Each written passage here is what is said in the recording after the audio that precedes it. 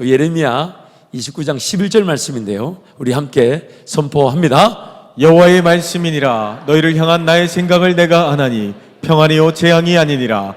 너희에게 미래와 희망을 주는 것이니라. 아멘. 평안이요 재앙이 아니다. 미래의 희망을 주려는 것이다. 한번 따라 하실까요? 하나님께서는 나에게 가장 좋은 것만 허락해 주십니다. 허락해 주십니다. 비단 내 마음에 좀 마음에 들지 않아도 하나님은 이렇게 성경이 말합니다. 자기 아들을 아끼지 아니하고 우리에게 주셨으니 뭘 더 아끼실 게 있겠냐. 비단 우리의 삶이 좀 이해되지 않는 삶의 순간이 있을 수 있고, 또한 내가 원하지 않는 삶의 그 과정이 있을 수가 있어요. 하지만 하나님 날 포기하지 않으셔서 그 과정도, 그 어려움의 순간도 하나님의 뜻에 따라 허락 혹은 허용되어져서 그것이 오늘 우리에게 하나님의 은혜를 맛볼 기회가 되게 하시죠. 그래서 하나님은 항상 나에게 좋은 것만 주십니다. 특히 우리 인생에 그런 고난과 고통이 있지만 그럼에도 불구하고 그것조차도 하나님은 더 좋은 것을 위해 우리에게 주시는 것이죠. 그래서 제가 한번 이렇게 정리해 봤습니다. 대전제는 하나님께서는 자기 백성들에게 항상 좋은 것이 아니면 안 주십니다. 이것이 대전제고 세 가지 내용이 포함되어 있죠. 첫 번째, 하나님의 허락 혹은 허용하심에 따라 오늘이라는 삶이 주어진 것입니다. 오늘은 하나님의 나를 향한 최고 최상 최대 사랑과 은혜의 날입니다. 오늘 나를 지금 제일 사랑하신대. 그래서 두 번째, 우리의 죄로 인한 책임까지도 하나님 그분의 것인 양 감당해 주십니다. 그래서 죄로 인한 결과로서의 고난과 고통을 잘 감내할 수 있도록 도우시는 것입니다. 세 번째, 우리의 죄 문제가 다루어지게 하심으로 죄의 위험을 깨닫게 하시고 하나님의 은혜로 고난을 통한 축복을 누리게 하십니다. 여러분, 병원에 종종 가보면요, 겉으로 드러난 그 질병과 질환이 단지 그 겉에 드러난 것만 다루어서는 안 된다고 얘기를 하죠. 제가 저희 교회 후임 목사가 됐을 때 한번 잘 보려고, 그래서 제가 우리 원로 목사님 기도하는 것처럼 기도하고, 그래도 내가 젊은데 원로 목사님을 내가 이길 수 있지 않을까, 그래가지고 새벽 2시에 나도 깨운다.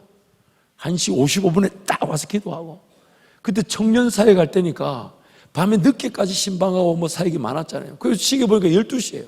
집에 갔다 언제 오겠나 싶어서 중보기도실 가서 철야하고 1시 55분에 딱 와서 기도하고, 또 가만히 생각하니까 내가 뭘로 목사님 이길 수 있을까? 체력. 그래가지고 한 달에 3일 금식하고 1, 2, 3일 누가 뭐래도 금식하고 내가 한번 잘해볼 거라고. 죽을 뻔했어요. 죽을 뻔했어요. 의사 선생님이 이러면 죽는다고. 그래서 한의원 갔더니 직업을 한번 바꿔보래요. 근데 그때 이제 전신 소양증이라는 게 생겼어요. 피부에 뭐가 닿기만 해도 가렵고 두드러기가 나오는 거예요. 벌겋게 올라오고. 밤에 만약 잤는데 자기 전에 머리를 한번 긁었다, 잘못 스쳤다, 그러면 밤새 머리를 끌느라고 잠을 못 잤어요. 전신 소양증, 가려움증이 생긴 거죠. 그래서 피부가 막 두들기가 생기니까 피부 약을 발라야 되나 이랬는데 그게 아니라 한의원에 갔더니 음식을 좀 금할 거 금하고 잠을 푹 자야 된다는 거예요. 지금 내 겉으로 나타난 고통과 고난은 내가 모르는 그 원인과 이유를 가지고 있더라는 것이죠.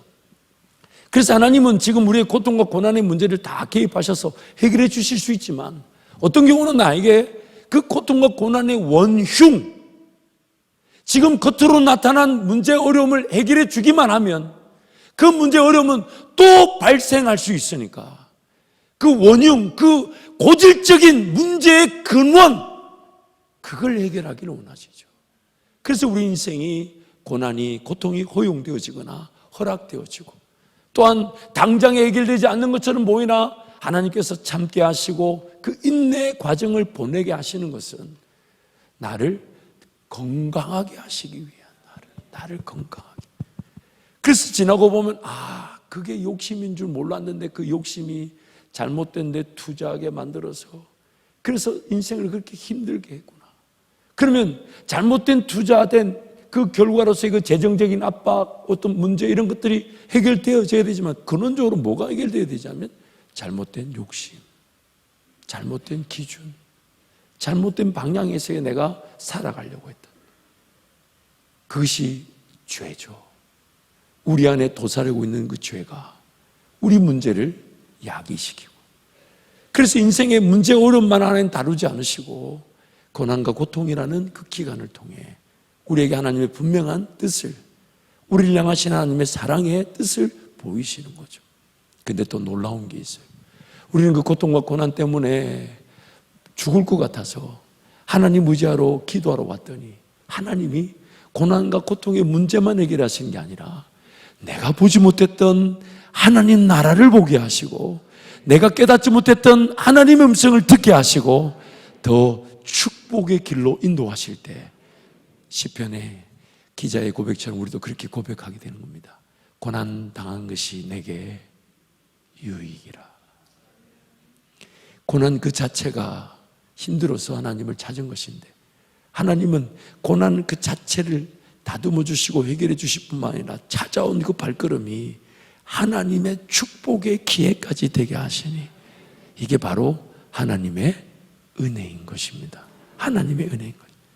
두 번째, 하나님은 그 고난과 고통을 허락 혹은 허용하심으로써 본질적으로 깨달아야 될 것을 깨닫게 하시는 겁니다.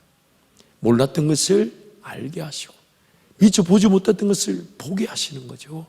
그래서 그 욥이 고난을 마치고 난 다음에 고난의 마지막에 욥의 고백, 욥기 42장 5절 6절 말씀 함께 선포합니다. 내가 주께 대하여 귀로 듣기만 하였사오나 이제는 눈으로 주를 배움나이다. 그러므로 내가 스스로 거두어 드리고 뒷글과 제 가운데서 회개하나이다. 고난과 고통을 통해 욥이 깨닫게 된 것, 오늘 우리에게도 그 고난과 고통을 통해 우리가 깨닫게 되는 것은 내가 보지 못했지만 반드시 봐야 될 하나님 나라가 있었다는 것입니다. 내가 느끼지 못하고 듣지 못해도 하나님 나라를 예비해 놓으신 영광의 길이 있었는데 그걸 보지 못한 채 살았다는 거예요. 땅만 보고 살았답니다. 먹고 마시고 입는 문제만 해결하려고 살았다는 겁니다. 내 자식들이 좀 잘 되면 그것이 전부인 줄 알고 살았답니다. 내 삶에 어떤 여유가 좀 세워지면 은퇴 이후의 삶도 살만하겠지. 여러분, 질문을 던져봐라고요. 질문을. 내가 왜 건강해야 됩니까? 나에게 물질이 왜 필요합니까? 내 자식이 잘 되는 것은 과연 뭐가 잘 되는 걸까요? 어느 정도까지 물질이 주어져야 안전한 걸까요? 삶을 살아야 될 이유는 뭘까요?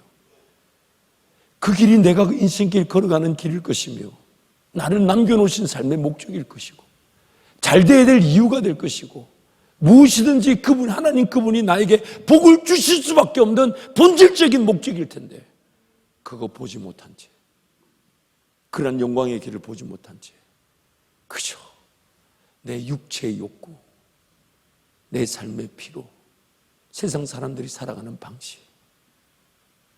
그래서 욥이 이렇게 얘기하죠. 내가 귀로 듣기만 했는데. 참 그것도 굉장한 은혜요. 왜냐하면 욥이 하나님 얼마나 예배했습니까? 근데 우리는요, 귀로도 못 듣고 눈으로도 못 보고 마음으로도 깨닫지 못하고, 무엇보다 욥이 고통과 고난의 과정을 통해 절실하게 깨달은 게, 나는 죄밖에 죄를 피할 수 없고 죄만 짓는 죄인이라는 거예요. 내가 할 수 있는 거라고는 죄 짓는 것 말고 할 수 있는 게 없다는 거예요. 그래서 항상 뭐가 더 은혜가 필요하고 능력이 필요한 게 아니라 나 같은 죄인이 하나님 그분께 용납되어졌다는 감사가 나와야 되고, 그래서 예배하는 것인데 뭐가 더 해결되고 주어지지 않으면 예배조차 식어졌던 내 인생, 하나님 나를 흔들어 깨우시는 겁니다. 시편 119편 75절에 그런 말씀이 있어요. 아니, 그거 말씀 말고요. 잠깐만. 이거 말고. 이건 좀 이따 보여주고, 이건 좋은 말씀이니까. 그거 전에 주께서 나를 괴롭게 하심은 주의 성실하심 때문입니다. 가만히 내버려 두면 봐야 될 걸 보지 못하고 들어야 될 걸 듣지 못하고 깨달을 걸 깨닫지 못한 채. 그런데 잘 먹어야 되고 잘 마셔야 되고 잘 입어야 된다는 것에 인생이 묶여 사니. 근데 하나님은 나를 구원하실 때, 아니 세상을 창조하기도 전에 나를 계획하실 때 하나님 그분을 맛볼 꿈을 가지고 계셨고 비전을 가지고 계셨고, 그 꿈과 비전이 나부터 막 행복하여 즐거움의 메아리를 지르며 주님 따라갈 길인데 그거 못 본 채 그냥 살아가니. 그래서 하나님 입장에서는 저와 여러분을 그냥 살아가도록 내버려 두는 게 좋을까요? 흔들어 깨워야 될까요? 이봐라. 불편한 거예요, 이게 지금. 저는 여러분을 위해 그렇게 기도합니다. 하나님, 흔들어 주십시오. 벌떡 일어나도록. 기도하러 달려나오지 않으면 안 될 만큼 흔들어 주십시오. 왜? 우리 이 자리에 있는 성도들 중에 그 누구도 세상의 고통과 고난에 망할 자는 한 명도 없습니다. 어떤 어려움이 닥쳐와도 삶이 그렇게 끝나버릴 인생은 한 명도 없습니다. 하나님이 붙들고 계시기 때문에. 그렇다면 인생 더 이상 낭비되지 말고 하나님 내 인생을 흔들어 주셔서 내 인생이 그동안 땅만 보고 있었다면 하늘을 보는 기회가 되게 하여 주시고, 세상살이에 빠져 있다면 하나님의 목적을 발견하게 도와주시며, 내가 사라지면 사라질수록 하나님의 능력과 권세가 나타날 그 영광의 길이 보여지게 하여 주옵소서. 그래서 하나님 우리를 괴롭게 하신답니다. 괴롭게. 그러나 하나님은 그 고난을 통해, 괴롭게 된 고통을 통해 깨달아야 할 것을 깨닫게 하시는 것이죠. 그래서 시편 119편 67절 71절에 이렇게 얘기하는 거예요. 함께 선포합니다. 고난 당하기 전에는 내가 그릇 행하였더니 이제는 주의 말씀을 지키나이다. 고난 당한 것이 내게 유익이라. 이로 말미암아 내가 주의 율례들을 배우게 되었나이다. 아멘. 고난 당한 것이 내게 유익이라. 고난 당하기 전에 내가 그릇 행하였더니, 고난을 당하고 나니까 올바른 길이 무엇인지, 봐야 될 게 뭔지, 들어야 될 게 뭔지, 따라야 될 게 뭔지를 알게 되었으니 고난 당함이 내게 유익이라. 그것이 하나님의 뜻이라는 거예요. 그리고 세 번째, 고난으로 하나님께서 우리를 빚어내시고 그 고난을 통해 우리가 정말로 깨닫고 보고 붙잡아야 될 게 뭔지를 알게 하셨을 때 세 번째 은혜가 있어요. 그게 뭐냐면 고난에 참여하게 하시는 거예요. 고난에 동참하게 하시고 고난의 길을 자원해서 가게 하시는 거예요. 빌립보서 3장 10절 11절 말씀 우리 함께 선포합니다. 내가 그리스도와 그 부활의 권능과 그 고난의 참여함을 알고자 하여 그의 죽으심을 본받아 어떻게 해서든지 죽은 자 가운데서 부활에 이르려 하노니. 우리 구원 얻은 성도들의 최고의 영광은 예수와 함께 죽고 부활하게 되는 것. 왜냐하면 그 부활할 때 내 가려진 눈이 열려지게 될 것이고 내 다친 기가 살아나게 될 것이며 내 마음에 하나님의 말씀이 뿌려지는 대로 심겨지는 대로 열매를 거두게 될 것이니까. 부활의 삶, 내가 못 봤던 하나님의 영광을 보게 되는 부활의 삶, 내가 걸어가 보지 못한 하나님의 은혜의 길이 열려지는 부활의 삶. 나는 예수와 함께 죽어지게 되므로 내 육신의 욕심이 죽어지게 되고 잘못된 욕구가 죽어지게 되고 내 잘못된 생각이 죽어지게 되고 성령의 새로운 지혜가 나타나며 성령의 새로운 은혜가 나타나며 성령의 능력이 나타나며 성령의 인도하심이 나타나는 그 부활의 삶. 예수와 함께 죽고 예수와 함께 부활하는 것, 그게 우리 인생 최고의 영광이에요. 그래서 그 부활에 참여할 수 있도록 예수와 함께 죽을 수 있도록 그 고난의 길을 허락하신다는 겁니다. 결국 우리에게 던져지는 질문은 두 가지예요. 둘 중에 하나예요.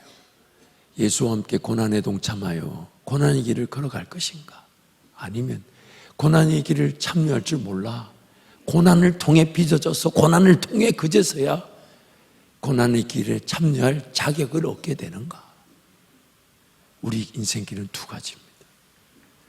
예수와 함께 고난에 참여하게 될 때 진정한 삶의 가치, 예수와 함께 죽고 예수와 함께 부활하게 될 것이, 그 길을 걸어갈 수 있도록 우리 인생을 지금 기다려주시고 사용하시는 거잖아요. 그런데 그 고난의 길을 자발적으로 걸어가지 못하면 결국 고난을 통해 빚어지고, 고난을 통해 하나님의 뜻을 깨달아, 내가 걸어가야 될 고난의 길, 고난에 참여하지 않아 이 세상 고통과 고난에 사로잡혀 있었구나. 근데 하나님 그 고통과 고난을 나를 빚으시는 도구로 쓰시고 하나님의 뜻을 깨닫는 기회가 되게 하셔서 이제 이 고난과 고통을 통하는 뜻을 깨달았으니 이제 우리는 어떻게 해야 되냐 이 말이에요. 어떻게. 그 고난의 길에 참여하는 것이죠. 오늘 우리 인생은 고통과 고난의 연속일 수 있습니다. 이래도 고난이고 저래도 고난일 수 있어요. 하지만 하나님은 그 고난이 그냥 고난으로 끝나지 않게 하시고, 그 고통이 그렇게 고통으로 끝나지 않게 하시고 우리를 향한 하나님의 은혜의 기회가 되게 하신다는 것입니다.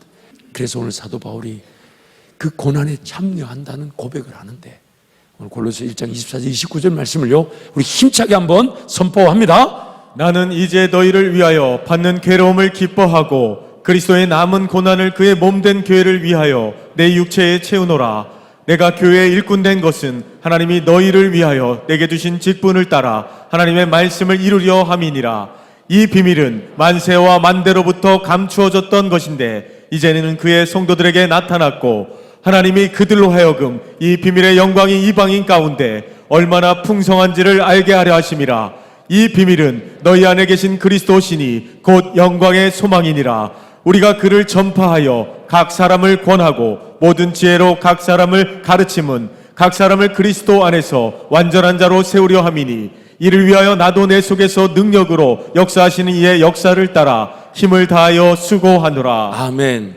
우리를 위한 하나님의 영광, 그 축복, 그 은혜가 비밀, 즉 감추어져 있었는데 이제 그 우리를 향한 하나님의 은혜와 영광의 축복이 감추어져 있지 않고 드러났답니다.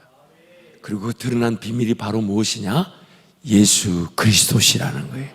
그리고 예수 그리스도가 영광의 소망이랍니다. 그래서 그 예수 그리스도, 그 우리를 풍성하게 하고 하나님의 은혜를 맛보며 영광의 길을 걷게 하는 예수 그리스도, 그 비밀이 드러났는데 다름 아닌 예수 그리스도가 이 땅의 교회라는 것이죠. 그분을 머리로 두고 모든 지체가 연결되고 결합되어져서, 그래서 각 사람이 서로가 서로에게 권하고 가르치고 사랑하여 함께 그리스도의 몸을 세워갈 때 그게 바로 교회이며 그것이 바로 예수 그리스도시라는 거예요. 그래서 지금 사도 바울이 우리 인생의 최종의 목적, 여러분 이렇게 한번 간단하게 생각해 보세요. 여러분 일터가 잘 되고 여러분 삶이 복을 받아서, 그래서 하나님이 그 형통의 길을 인도하실 때 최종적인 결과와 열매는 딱 한 가지밖에 없어요.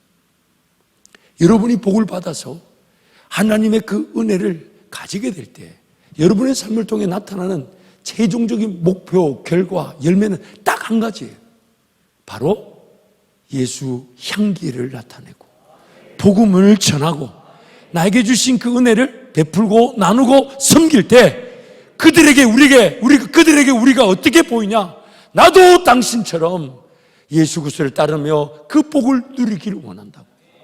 다름 아닌 교회를 이루게 되는 것이, 이게 인생 최고의 목표이자 최종 결과입니다. 그게 여러분이 잘 돼야 될 이유고 여러분이 잘 되면 자연스럽게 나타날 결과인 겁니다. 그래서 비밀이라는 거예요. 아무에게나 나타나지 않았대요. 아무나 볼 수 있는 게 아니래요. 하지만 이제 그것을 알고 그 교회를 이루어 갈 때 오늘 우리 인생이 하나님의 복의 통로로 쓰임받게 되는 것이죠. 그래서 하나님은 고난이란 도구를 통해 교회를 배우게 하시는 거예요. 교회가 아니면 내가 기도받고 살아날, 나를 살릴 곳은 없구나. 생명의 젖줄기가 교회구나. 교회에 연결되어야 되구나. 그리고 이제 교회를 배우게 하시고 이제 그가 교회가 되죠. 함께 연결되고 결합되고 사랑을 주고받고 하면서 그리스도의 몸인 예수 그리스도를 이루는 교회로서 교회가 되죠. 그리고 교회가 된 그가 세상 나가서 하나님의 복의 통로로 하나님의 은혜와 능력을 누리게 될 때 그를 통하여 교회가 세워지게 되는 겁니다. 교회를 배우고 교회가 되어서 교회를 세우는 것. 그래서 사도 바울이 그 영광의 비밀로서 그 일에 자기가 고난에 참여한대요. 그리스도께서 그 일에 고난을 남겨놓으셨대요. 내가 그 고난에 참여하게 될 때 예수와 함께 죽고 부활하게 될 것이니까 예수님이 고난을 남겨놓으셨는데 그 고난이 바로 교회를 위한 고난이라는 것. 교회를 위한 고난. 사도 바울이 말하기를 그래서 교회 그리스도께서 남겨놓으신 고난, 교회를 위한 고난을 내 육체에 채우노라. 그래서 교회를 위해 희생하고 헌신하고 수고하고 또한 가난과 포기를 마다하지 않고 돈 더 벌 수 있다 해도 교회가 우선인 줄 알아 그거 포기하고 내 먹고 마시고 입는 것이 부족해도 교회가 우선인 줄 알아 먼저 섬기고 여러분 그 가난과 포기와 희생과 수고를 아끼지 않은 성도들이 있었기에 오늘 나에게 복음이 전해진 겁니다. 나에게 복음이 전해진 그 땅에 아무도 예수를 믿고 돌아온 이 없는 나라와 민족과 백성들에게 누군가 그 땅에서 씨를 뿌리듯 눈물을 흘리며 기도하며 심지어 죽기까지 자기 피 한 방울 아끼지 않고 순교했던 이들이 있었기에 오늘 우리에게까지 복음이 전파된 것이 예수 믿고 천국 가게 되었어요. 이 고난 주간 한 주간만이라도 여러분 예수님의 사랑을 기억하시되 무엇보다 그냥 인생살이 당하기만 하는 고난이 아니라 내가 자발적으로 어떻게 하면 좀 더 낮아질지 어떻게 하면 좀 더 희생할지 어떻게 하면 좀 더 수고할지 어떻게 하면 좀 더 헌신할지 어떻게 하면 좀 더 충성할지 어떻게 하면 좀 더 내가 조금 힘들고 어려워도 그래서 여러분 새벽을 깨우는 거예요. 새벽을 깨우는 게 죽기처럼 힘들지만 그러나 내버려 두지 않는 거죠. 저는 개그가 될 줄 알았는데 이렇게 진지한 거는 무슨 뜻일까요? 오늘 그렇게 깨우는 거예요. 아주 작은 것에서부터 내가 희생할 수 있다면 고난에 참여할 수 있다면 일꾼이 없다 하지만 하나님 나라도 쓰신다면 내가 빗자루 하나 들고라도 그 일에 참여하기를 원하며 그릇 하나 씻어내는 일에도 참여하기를 원하며 누군가 안 하겠다 하지만 나에게는 그것이 예수님의 고난에 참여할 기회가 된다면 하나님 그 일에 참여하기를 원한다. 그게 바로 그리스도의 남은 고난에 참여함으로 부활에 이르게 되는 길이 되는 것입니다. 이번 이 고난 주간에 여러분 고난에 대한 분명 하나님의 뜻을 다시금 되새기고 예수와 함께 죽고 부활하시기를 축복합니다. 우리 옆에 분에 그렇게 한번 축복하시죠. 예수님과 함께 죽으시기를 축복합니다. 예수님과 함께 죽으시기를 축복합니다. 한 번 더요. 죽으면 부활합니다. 죽으면 부활합니다. 죽으면 삽니다. 죽으면 삽니다. 아멘. 아멘. 우리 함께 찬양하겠습니다.